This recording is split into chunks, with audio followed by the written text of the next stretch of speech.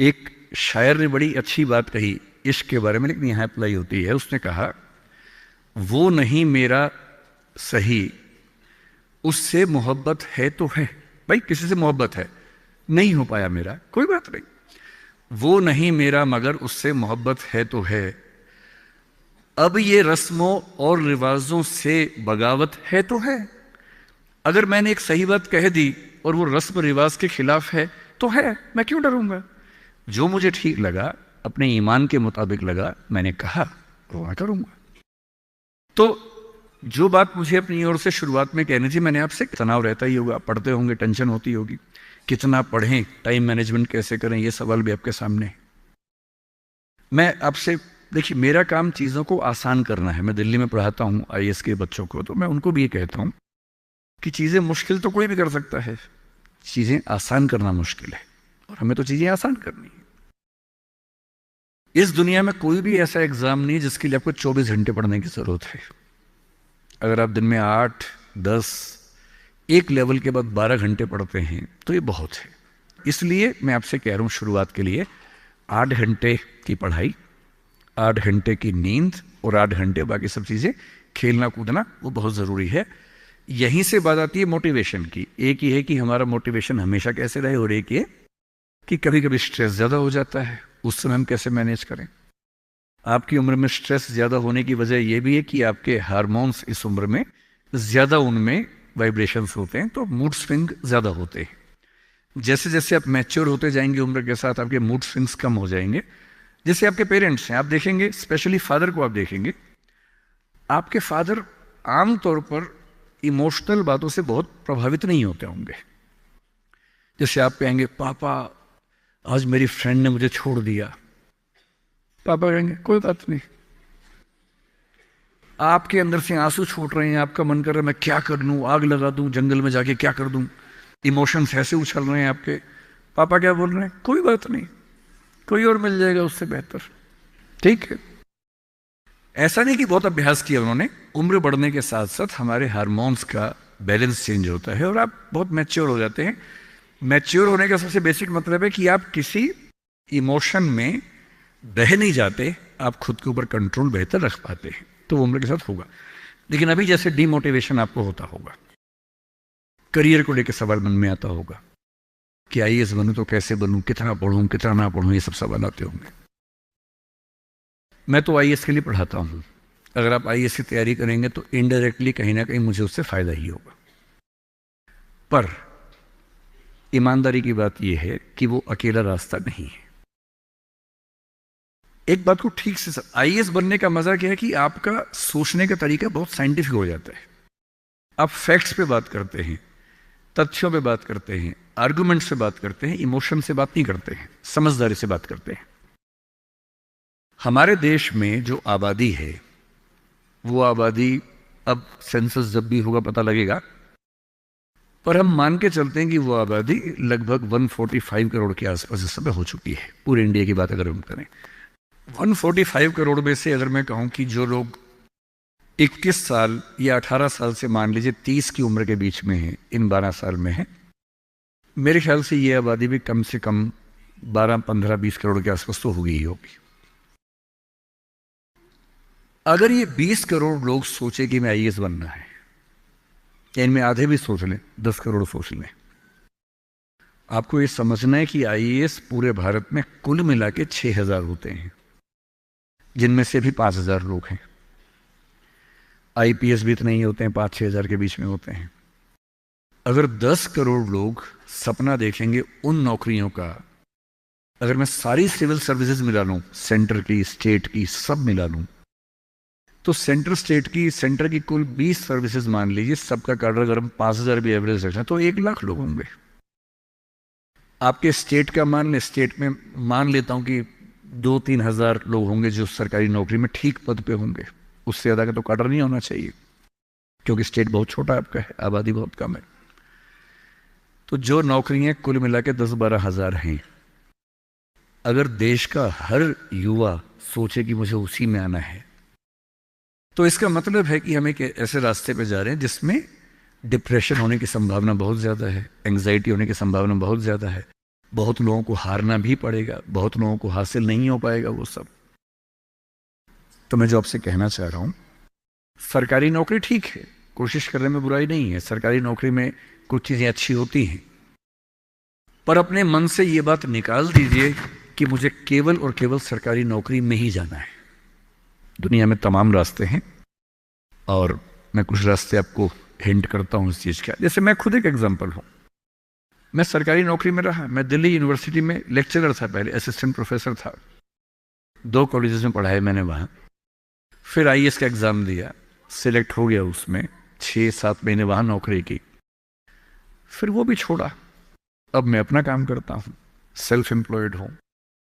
और मैं ईमानदारी से आपसे कह रहा हूं, आप जब भी कोई फैसला करेंगे अपने बारे में, कभी ना कभी आपको फील होगा, बेशक 1 सेकंड के लिए, कि आपने गलत किया। कोई भी फैसला हो, आप स्पाउस सिलेक्शन करेंगे अपने लिए, कितना भी सोच के कर लें, जीवन में कभी ना कभी लगेगा गलती हुई। अक्सर लगेगा ठीक किया, कभी कभी लगेगा गलत किया। और ऐसा नहीं कि आपने एक्स के बदले वाई किया होता तो नहीं लगता, तो भी लगता। दिक्कत ये नहीं है कि मैं एक्स को चुनूं या वाई को चुनूं, आप जिसको भी चुनेंगे पूरा पैकेज साथ में आता है, अच्छी चीजें भी खराब चीजें भी। जो अच्छा आएगा उस पर आपका ध्यान नहीं जाएगा क्योंकि वो तो फॉर ग्रांटेड है। जो मिल जाता है वो मिट्टी हो जाता है, कोई वैल्यू नहीं करता उसको। जो मिस हो जाता है वो चुभता है।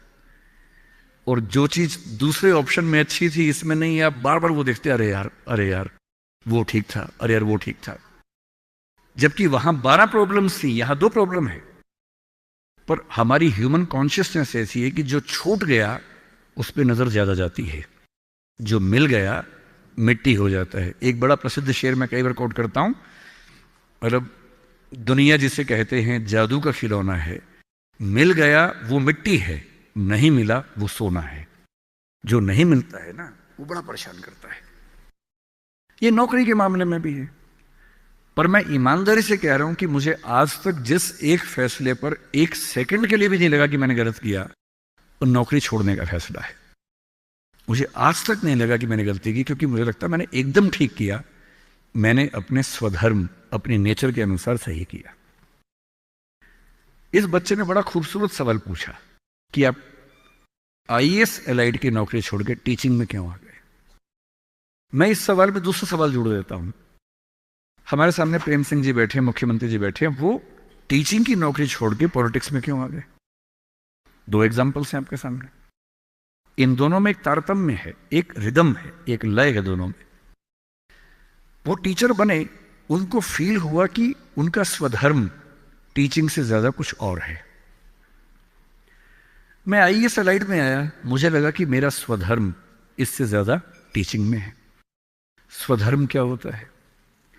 आपने गीता पुस्तक का जिक्र सुना होगा, उसमें श्री कृष्ण ने स्वधर्म का जिक्र किया है। यहां बहुत सारे बच्चे बौद्ध समाज से होंगे, महात्मा बुद्ध ने भी इस बात पर खूब जोर दिया है। सारे धर्मों, सारे दर्शनों का जो सार है वो ये है, हर व्यक्ति हर काम के लिए फिट नहीं होता है। 2 चीजों पे गौर करना है। पहला, मैं क्या अच्छा कर सकता हूं, मैं कैपेबल किस चीज के लिए हूं। दूसरा, मुझे क्या करने में मजा आता है। और जहां इन दोनों का इक्विलिब्रियम हो, जहां ये दोनों बातें मिल जाएं, वो आपका स्वधर्म है। यानी जैसे मैं सिंगर बनना चाहता था, पर मैं इतना गंदा गाता हूं कि मैं जब घर में गाता था मेरे पेरेंट्स बोलते तो मैं भारतीय सेना में चले जाना चाहिए, बिना बंदूक के विदेशी की तरफ देखिए गा देना, बस वैसे ही मर जाएंगे सारे के सारे। सही बात है भाई, ये भी ठीक बात है। तो मेरा मन था कि मैं सिंगर बनूं, पर गला कौवे जैसा भगवान ने दिया, कोयल जैसा नहीं दिया, तो मैं सिंगर नहीं बनूंगा। मेरे मन से क्या होता है, अच्छा लगने से क्या होता है भाई, सुने भी तो कोई मेरी बात को, मेरे गाने को सुने भी तो सही कोई। तो मेरा मन क्या करता है काफी नहीं है। 2 चीजें हैं, मैं क्या कर सकता हूं। मैं बचपन से स्कूल में डिबेटिंग करता था, मेरे पेरेंट्स ने मुझे बड़ा सपोर्ट किया, और बचपन से ही मेरे पेरेंट्स ने, टीचर्स ने कहा कि तुम कुछ ऐसा करना कि मंच पर रह सको, पॉलिटिक्स में जाओ, एमपी बनो। तब मेरा मन भी पॉलिटिक्स में आने का था, स्कूल लाइफ में बहुत ज्यादा मन था उस समय, बाद में नहीं रहा। तुम पॉलिटिक्स में जाओ, तुम वकील बनो, क्योंकि जब कोर्ट केस लड़ोगे तुम्हें बोलने की ताकत भगवान ने दी है, उसका इस्तेमाल करो। या टीचर बनो।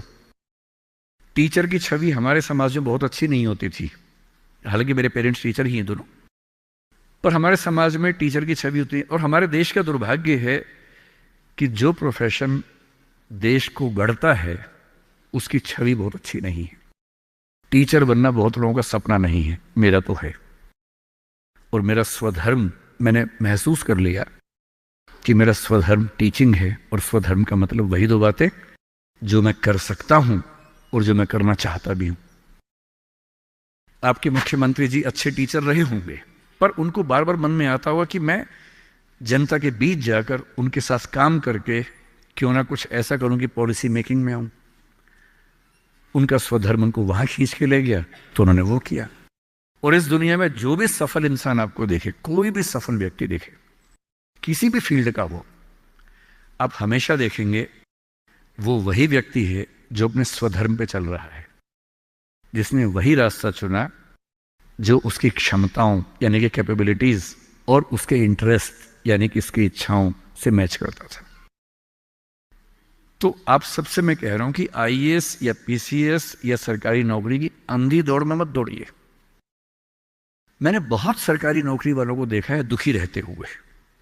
सरकारी नौकरी में है, अच्छा वेतन है, तब भी दुखी है, क्योंकि वो नहीं कर पा रहे जो दरअसल करना चाहते थे। सरकारी नौकरी में क्या होता है? सुरक्षा मिलती है, सेफ्टी होती है, सिक्योरिटी होती है, सम्मान मिलता है, समाज के लोग पूछते हैं आपको कि आप सरकारी नौकरी में हैं। गस्टेड ऑफिसर होंगे तो स्टैंप लगा के साइन करने की ताकत आ जाती है। आप